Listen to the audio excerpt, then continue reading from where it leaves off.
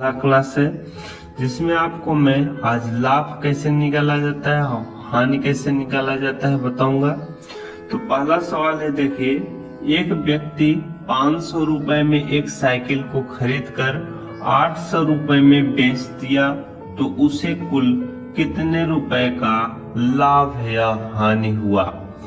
एक व्यक्ति है, उन्होंने 500 रुपए में एक साइकिल खरीदी और उस साइकिल को उन्होंने कुछ दिन बाद क्या 800 रुपए में बेच दिया। तो जब 500 का खरीदे थे 800 रुपए में बेचे हैं, ज्यादा रुपए में बेचे हैं, तो उन्हें क्या होगा, लाभ होगा। तो लाभ कितने रुपए का होगा, यहाँ पर देखिए फार्मूला लिखा हुआ है, आप लोग इसे नोट कर लीजिए। लाभ बराबर क्या होता है, विक्रय मूल्य माइनस क्रय मूल्य। अब इसमें विक्रय मूल्य और क्रय मूल्य क्या चीज होता है। क्रय मूल्य जो होता है, जो आप कोई भी चीज खरीदते हैं वो आपका क्रय मूल्य कहलाता है। जैसे मान लीजिए आप दुकान पे गए 5 रुपए का बिस्कुट खरीदे, तो आपका क्या हो जाएगा, क्रय मूल्य कहलाएगा। और जो दुकानदार आपको बिस्कुट बेचा है वह दुकानदार का क्या, विक्रय मूल्य कहलाएगा। आशा करता हूँ आपको समझ में आया।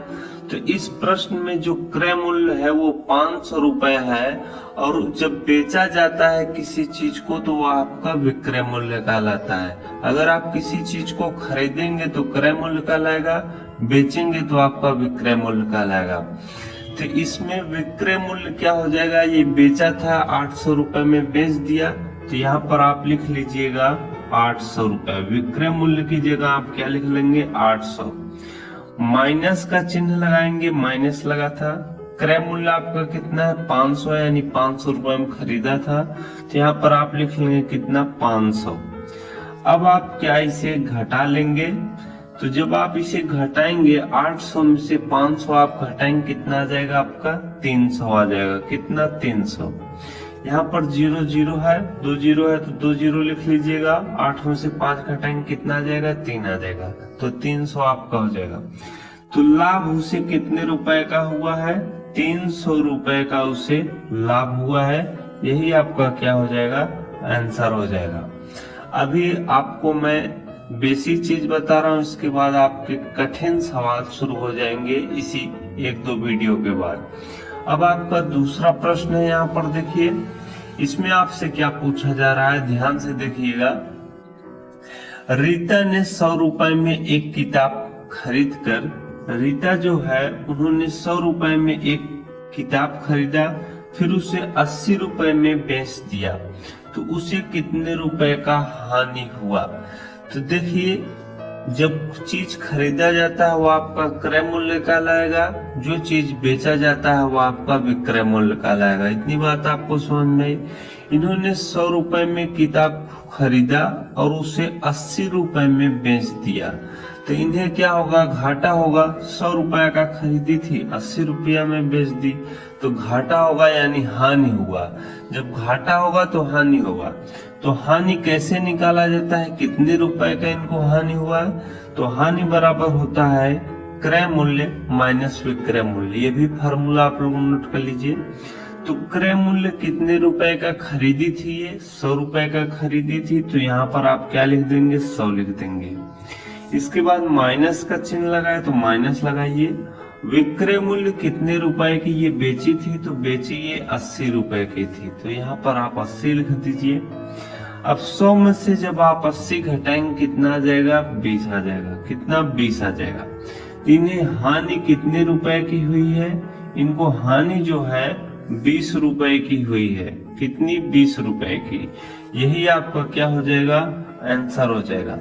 तो आशा करता हूँ आज आप लोग कैसे लाभ निकाला जाता है, कैसे हानि निकाला जाता है, बहुत ही अच्छे तरीके से मालूम चल गया होगा। अगले वीडियो में आपको प्रतिशत हानि प्रतिशत लाभ कैसे निकाला जाएगा, ये सभी चीज बताऊंगा। फिर इसके बाद विक्रय मूल्य क्रय मूल्य कैसे निकाले जाएंगे, सभी आपको थोड़े थोड़े करके बताए जाएंगे, जिससे आपको आसानी से समझ में आ जाए। तो अगर मेरे द्वारा बताया गया तरीका आपको समझ में आया हो तो चैनल को जरूर सब्सक्राइब कर लीजिएगा, वीडियो को लाइक और शेयर करना न भूलिएगा। मैं आपको प्रतिशत लाभ तथा प्रतिशत हानि निकालना आपको बताऊंगा।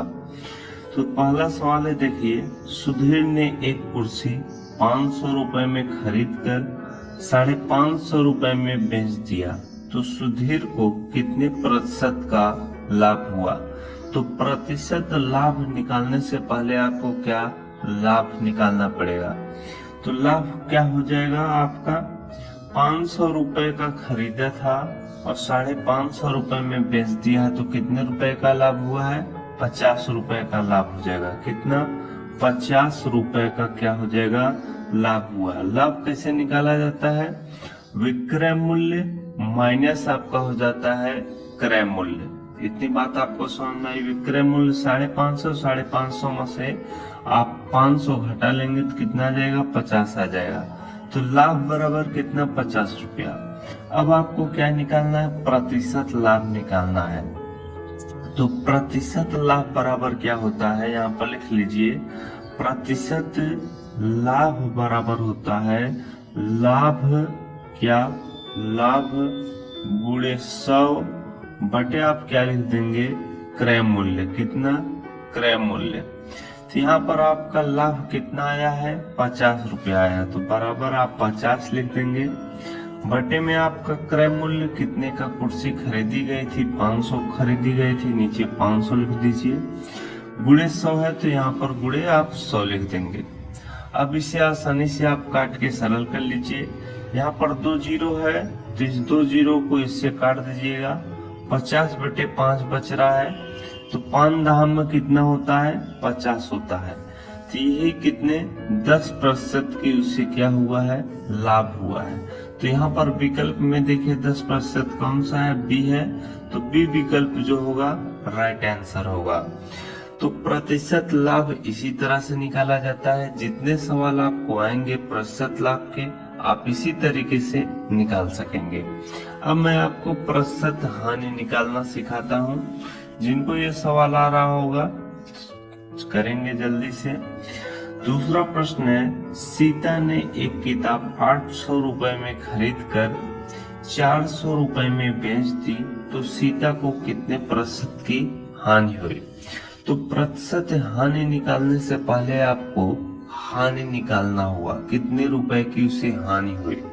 तो हानि कैसे निकलता है, क्रय मूल्य माइनस विक्रय मूल्य। क्रय मूल्य कितने खरीदी थी, 800 की खरीदी थी, माइनस कर दीजिएगा 400, तो हानि बराबर कितना आ जाएगा आपका, 400 रुपए की उसे हानि हुई है। हानि किस तरह से निकाला जाता है, क्रय मूल्य माइनस विक्रय मूल्य। 800 में से आप क्या करेंगे, 400 घटा देंगे तो आपका हानि निकल आ जाएगा। हानि आपका 400 आ गया है, तो आपको क्या निकालना है, सवाल में प्रतिशत हानि बतानी है। तो प्रतिशत हानि बराबर क्या होता है, प्रतिशत हानि बराबर होता है हानि क्या, हानि गुणे 100 बटे आप लिख दीजिएगा क्या, क्रय मूल्य। तो हानि कितने रुपए की हुई है, 400 रुपए की हुई है, तो यहाँ पर 400 लिख दीजिएगा। बटे में क्रय मूल्य कितने रुपए की खरीदी थी, तो 800 रुपए खरीदी थी, 800 यहाँ पर लिख दीजिएगा। गुणे 100 है तो इसके बाद गुणे 100 कर दीजिएगा।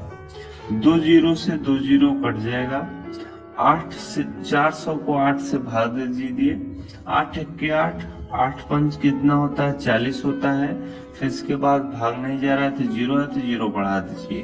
तो 50% की उसे क्या हुई है, हानि हुई है। 50% यहाँ पर है, ऑप्शन नंबर बी इसमें भी है, तो यह विकल्प सही होगा। तो आशा करता हूँ आपको मेरे द्वारा बताया गया यह प्रतिशत लाभ और प्रतिशत हानि कैसे निकाली जाती है बहुत ही अच्छे तरीके से आप सीख गए होंगे। अगले वीडियो में आपको क्रय मूल्य और विक्रय मूल्य निकालना सिखाऊंगा। तो आपसे अगले वीडियो में मिलता हूँ, तब तक आप सभी लोगों का बहुत बहुत धन्यवाद।